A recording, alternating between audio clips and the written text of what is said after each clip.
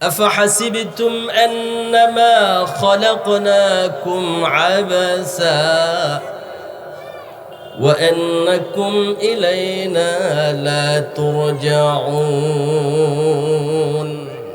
ও মানুষ, তোমরা কি ধারণা করছো যে আমি আল্লাহ তোমাদেরকে নিরর্থক সৃষ্টি করেছি, উদ্দেশ্যহীন?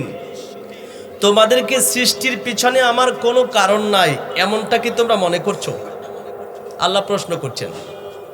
আপনি কি মনে করছেন যে আপনার চক্ষু দুটো আল্লাহ সৃষ্টি করেছেন কোনো উদ্দেশ্য ছাড়া? আমাদের বাড়ির ছোট্ট সুইটা আমাদের পুরো সম্পদের তুলনায় কত কম।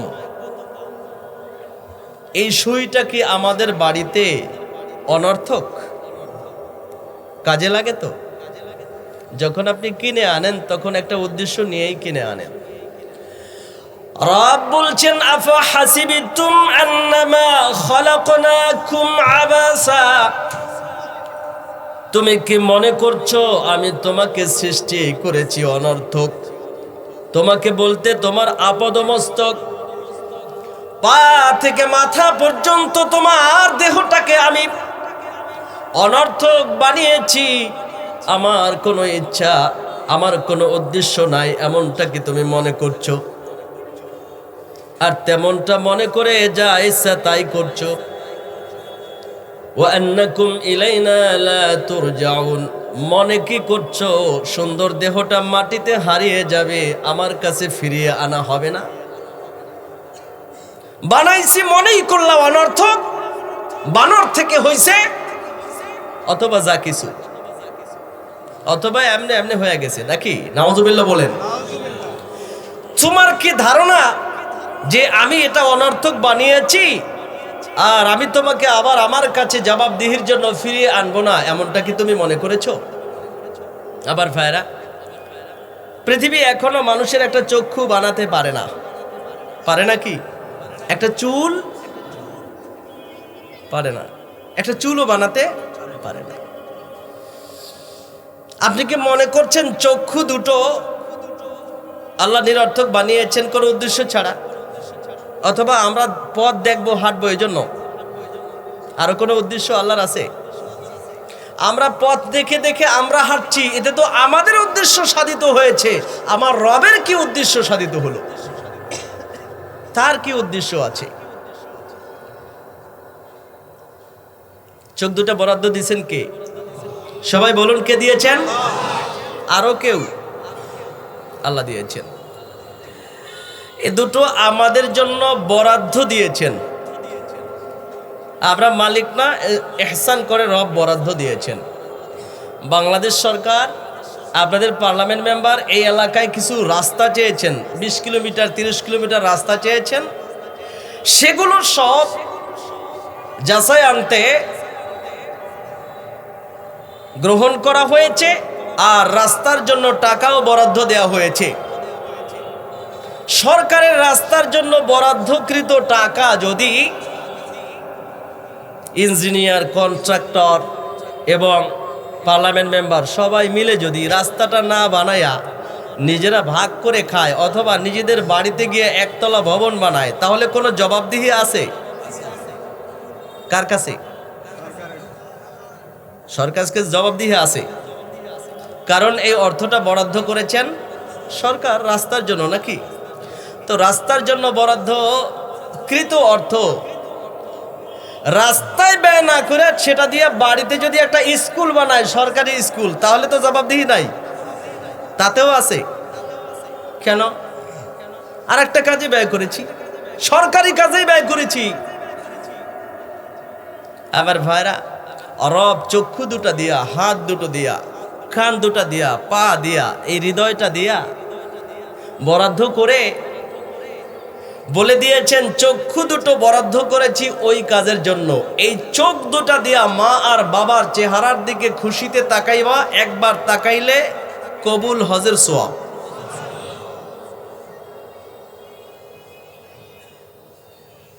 তাহলে আল্লাহর চোখ দেওয়ার কোনো উদ্দেশ্য আছে? কার দিকে তাকাবেন? জিন পরীদের দিকে। কার দিকে? তাহলে আল্লাহর উদ্দেশ্য হলো চক্ষু দুটো দিয়ে কার চেহারা দেখবেন? একটা উদ্দেশ্য এখানে শেষ।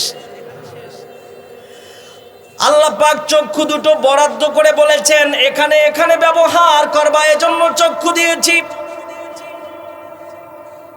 এক নম্বরে চক্ষু তোমাকে বরাদ্দ দিয়েছি, চক্ষু দুটো দিয়ে আমার কুদরত গুলো দেখবে, আমার কুদরত গুলো দেখে দেখে বলবে রব্বানা মা খালাকতা হাযা বাতিলা, আয় আল্লাহ তোমার কুদরতের নিদর্শন গুলো দেখে আমি বলতে বাধ্য হয়েছি একটাও তুমি নিরর্থক বানাও নাই। সুবহানাল্লাহ। সূর্যের দিকে তাকাবেন আর বলবেন ও রব, মাথার উপরে সূর্যটা তুমি দিয়েছো শুধুই আমাদের বাঁচার জন্য।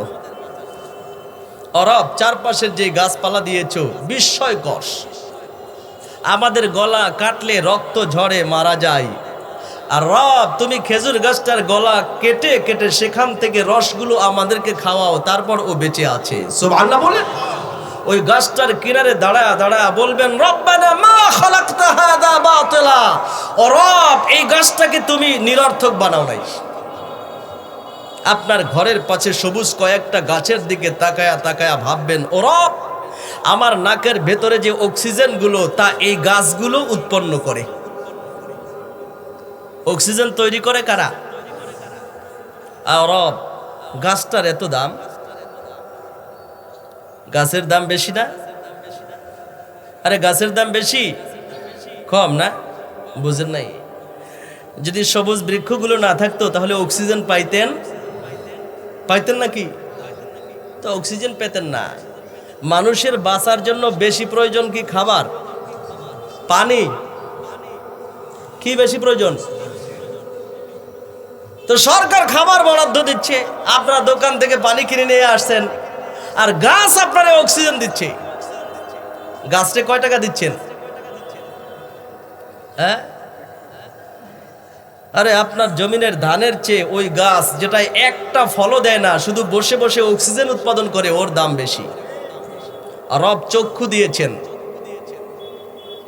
ইন্না ফি খালকিস সামাওয়াতি ওয়াল আরদি ওয়া ইখতিলাফিল লাইলি ওয়ান নাহারি লাআয়াতিন লিউলিল আলবাব, যাদের জ্ঞান আছে তাদের বিশাল শিক্ষা আছে আল্লাহর গোটা সৃষ্টির ভিতরে। চক্ষু দুটো দিয়েছেন।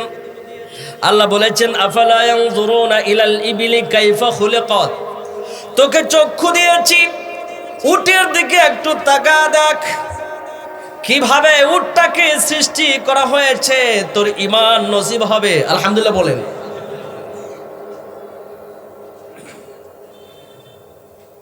আফারাআইতুম মা তুমনুন আনতুম তাখলুকুনাহু আম নাহনুল খালিকুন, ও মানুষ একবার কি তাকিয়ে দেখেছো তোমাকে যেই তুচ্ছ পানি থেকে সৃষ্টি করা হয়েছে ওই পানিটুকু তুমি বানাও না আমি আল্লাহ বানাই?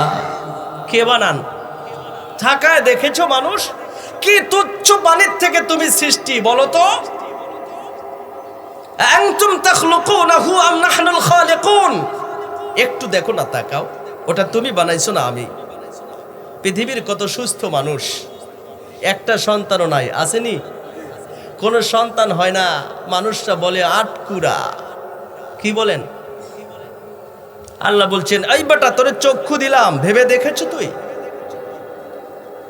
আফারাআইতুম মা তাহরুসুন, জমিনের মাটির ভিতরে কতগুলো শস্য দানা ফেলে চলে আসো, মাটির নিচে চাপা পড়ে থাকে।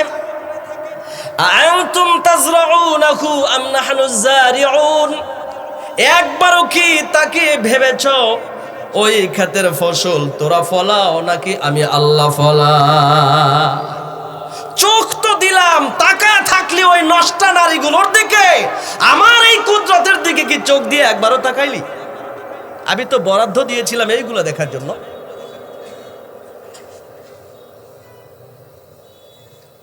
ইন্নাল্লাহা ফালিকুল হাব্বি ওয়ান নাওয়া, মাটির ভিতরে ছোট্ট একটা শস্য দানা অনেক নিচে পড়ে থাকে, উপরে শক্ত মাটি, মাটিটা ফাটায় যখন ওই শস্য দানাটার বীজ বাইরে বেরিয়ে আসে, অঙ্কুর বাইরে বেরিয়ে আসে। অঙ্কুরটা নরম না শক্ত? লোহার মতো? কিসের মতো? লাল শাক চিনেন তো, কত শক্ত। মাটির উপরে রাখেন না ভেতরে? ভেতর থেকে মাটি ফাটায়া বিভক্ত করে তারপরে উপরে বেরিয়ে আসে। কি কচি ডগা, নরম। রব বলছেন, ও কৃষক, একবারও তাকা দেখেছো? তুই তো মনে করছো যে তোরা ফলাও, আমি আল্লাহ নিজ কুদরতে হাতে মাটি ফাটায়া নিজে বের করি। ওরে, তোর চোখ দিয়ে কি একবারও তাকাইছো? আফরাআইতুমুল মাআ আল্লাযী তাশরাবুন, যেই পানিগুলো পান করো ওই পানির দিকে কি একবারও তাকিয়েছো? আনতুম আনজালতুমুহু মিনাল মুজনি আম নাহনুল মুনজিলুন, আকাশ থেকে পানির ফোঁটাগুলো আমি আল্লাহ বর্ষণ করে না তোরা বর্ষণ করো? কে বর্ষণ করেন? জবান খুলে সকলে বলুন আল্লাহু আকবার। তাকিয়ে বলেছেন, ও রব, আমাদের নর্দমার পচা পানি, আমাদের বুড়ি গঙ্গার দুর্গন্ধময় পচা পানি তুমি তোমার কুদরতে সূর্যের আলো দিয়া বাষ্প বানায়া তোমার সান্নিধ্যে শূন্যে নিয়ে যাও, আর সেইখানে ঠান্ডা বাতাস দিয়ে আবার ওই পানিকে আমাদের পান করার মতো পাঠায়া দাও। ও রব, মা খালাকতা হাদা বাতিলা, এইগুলো তোমার অনর্থক সৃষ্টি নয়। আল্লাহু আকবার। কবে মেঘের দিকে তাকিয়ে তাকিয়ে এই কথা বলেছেন? এই চোখ দুটো ওই মহারাষ্ট্রের মালিক বরাদ্দ দিয়েছেন আল্লাহর কুদরত দেখার জন্য। আল্লাহ বলছেন, একদিন কি ফিরে আসবে না? একদিন চোখ থাকবে না? থাকবে না কি? আবার কি বানানো হবে? হবে না? মাটিতে পচে যাবে, শেষ। মনে করছো কি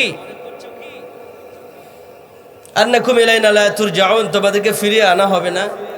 ফিরিয়ে আনা হবে। এবার ভাইরা, রব্বুল আলামিন আমাদেরকে সব বরাদ্দ দিয়েছেন। বরাদ্দ আগে হয় না ওই বরাদ্দ কোন জায়গায় ব্যবহার করবে ওইটা আগে হয়? কোনটা? বরাদ্দ আগে না ভাঙা রাস্তা আগে? ভাঙা রাস্তা আগে অবশ্যই। বলছে এইখানে একটু বরাদ্দ দরকার, বহু আবেদন নিবেদন, তারপরে বরাদ্দ হয়। রব তো আমাদের জন্য খাত আগে বানা, তারপরেই চক্ষু দুটো দিয়েছেন বরাদ্দ, হাত দুটো দিয়েছেন। তোমাকে হাত দিয়েছি শুট করে আরেকজনের মেরে ফেলবা, তাই তো? এতিমের মাথায় এই হাতটা বুলাইবা আদর করে, হাতের নিচে যতটা চুল পড়বে আমি তোমাকে অতটা নেকি দান করবো। সুবহানাল্লাহ বলে, বুঝেন নাই? দাড়ি পাল্লাটা হাতে ধরবা, ওয়াজিনু বিল কিসতাসিল মুস্তাকিম, সঠিক পাল্লায় মাপ করবা, একটুও যেন ক্রেতা না ঠকে। হ্যাঁ, তোমার হাতে একটা কলম দিয়েছি, তোমার কলমের খোঁচায় নির্দোষকে দোষী বানায়া দোষীকে খালাস দিয়ে দিতে পারো, এই জন্য তোমার হাতকে বানাই নাই। তোমার হাতে একটা কলম দিয়েছি, আমার হাতেও তো একটা কলম আছে। কোনটার ক্ষমতা বেশি? আল্লাহটার ক্ষমতা বেশি না কম? রব হাত বানিয়েছেন কেন ভেবেছেন কি? পা দুটো কেন বানাইছেন? ঘরে ওযু করে মসজিদে চলবেন, প্রত্যেকটা কদম দিবেন আর আল্লাহ পাক একটা করে নেকি দান করবেন। সুবহানাল্লাহ বলেন, একটা করে আল্লাহ মর্যাদার ধাপ বাড়া দিবেন। পা দুটো বানিয়েছেন তো আল্লাহর উদ্দেশ্য আছে। দিনই মাজলিসে ঘর থেকে বের হবেন, হাঁটতে শুরু করবেন, আল্লাহ ফেরেশতা পাঠা দিবেন, যা আমার দিনের মাজলিসে যায়, জান্নাতের ফলাগ নিয়ে তার সাথে তাকে রিসিভ করে নিয়ে যা, মাজলিসে গিয়ে বসে থাকবি, আবার ঘরে পৌঁছা দিবি। সুবহানাল্লাহ বলেন। আল্লাহ এই জন্য পা দিয়েছেন। সম্মানিত দিনী ভাইরা, এই সুন্দর জীবনটা আল্লাহ আমাদেরকে, বিশেষ মানুষ ব্যর্থ হয়েছে, আমরা ওই মানুষগুলোকে একটু আল্লাহর পথে আনার জন্য এই চেষ্টাটা চালাই, একটু আল্লাহকে বোঝানোর জন্য, আর কোনো উদ্দেশ্য নাই। কুল্লুন নাসি ইয়াগদু ফাবাইউন নাফসা, প্রত্যেকটা মানুষ সকালবেলায় ঘুম থেকে উঠে নিজেকে বিক্রি দেয়। নবীজি বলছেন সবাই বিক্রি দেয়। ফামুতিকুহা আও মুবিকুহা, কেউ তাকে বিক্রি দিয়া ধ্বংস করে, কেউ তাকে বিক্রি দিয়া আজাদ করে দেয়। আপনি আমি প্রত্যেকের সকালবেলায় ঘুম থেকে উঠে বিক্রি দিয়েছি নিজেকে, টের পাইছেন? কখন বিক্রি দিয়েছেন? একজন শুনেছেন হাইয়া আলা সলা বলেছে, তাড়াতাড়ি ঘুম থেকে উঠে অজু করে মসজিদে গিয়েছেন। এই লোকটা তার জীবনটাকে আল্লাহর হাতে বিক্রি দিয়েছে। সুবহানাল্লাহ বলুন। আর একটা লোক সকাল 9:30টার সময় উঠা, ফজরের নামাজ তো হয় নাই, অফিসে চলে গেছে। এই লোকটা শয়তানের হাতে নিজেকে বিক্রি দিয়েছে। যাকে আল্লাহ কিনে নিয়েছেন, দিনভর আল্লাহ তাকে তার নিজের ইচ্ছা মতো ব্যবহার করে। আলহামদুলিল্লাহ বলেন। এই মোবাইলটার মালিক আমি, আমার ইচ্ছায় ব্যবহার হয় না আপনার ইচ্ছায়। তো যেই মানুষগুলো দেখবেন সারাটা দিন আল্লাহর দিনের পথে চলে, মনে করবেন আল্লাহ ইহসান করে তাকে নিজে কিনে নিয়েছেন এবং আল্লাহ তার নিজ দায়িত্বে তাকে আল্লাহর কাজে ব্যবহার করেন। আর যেই লোকটাকে দেখবেন সকালবেলায় ঘুম থেকে উঠেছে, সলাতুল ফাজর আদায় করে নাই, মনে করবেন উনি নিজেকে শয়তানের কাছে বিক্রি দিয়েছে। কার কাছে? সারাটা দিন শয়তান তাকে ইচ্ছা মতো ব্যবহার করে। সকালবেলায় উঠাই নাকি বিড়ি টানতে টানতে বাথরুমে যাইতে হয়, না হয় নাকি ক্লিয়ার হয় না, শুনতাম আগে। বুঝেন নাই? আল্লাহ মাফ করেন, আল্লাহ আমাদেরকে কিনে নিয়েছেন। আলহামদুলিল্লাহ বলেন। এই জন্যই আপনারা এখানে এসেছেন। এই জন্য দিনী মজলিসগুলো অনেক বরকতময় মজলিস। এখান থেকে আল্লাহ তাদেরকে হেদায়েত দেন যারা হেদায়েত পাওয়ার আগ্রহ নিয়ে আসে। আল্লাহ আমাদের কবুল করেন, সকলে বলুন আমিন। আমরা এই ময়দান থেকে আজকের নিজেদেরকে পাল্টাবো। আল্লাহ তৌফিক দান করেন। আখিরি মোনাজাত পর্যন্ত বসে থাকবেন, কিছু শুনেন আর না শুনেন, তাসবিহ তাহলিল পড়বেন, বসে থাকবেন, শেষ মোনাজাত করে যাবেন। আল্লাহ জীবনের সব গুনাহ মাফ করে দিবেন। এতে যত বড় নাফরমান থাকুক, উনি যদি তওবা করে, যত বড় নাফরমান থাকুক, যদি উনি বলেন যে আল্লাহ আমি আর একটা পাপও করব না, আল্লাহ সব মাফ করে দিবেন। সহিহ মুসলিমের সহিহ হাদিস রয়েছে। শেষ পর্যন্ত আপনাদের থাকার দাওয়াত জানাচ্ছি, থাকবেন এবং কথাগুলো শুনবেন। 4 দিন মুহাক্কিক উলামায়ে কেরাম বিশুদ্ধ কথা বলেছেন। আলহামদুলিল্লাহ, অনেক ভালো ভালো উলামায়ে কেরাম এসেছেন। আজকেও যিনি অনেক বড় মুহাদ্দিস এবং ফকি, মুফতি, তিনি কথা বলবেন, আমরা তার কথা শুনবো ইনশাআল্লাহ। আল্লাহ আমাদের তৌফিক দান করেন।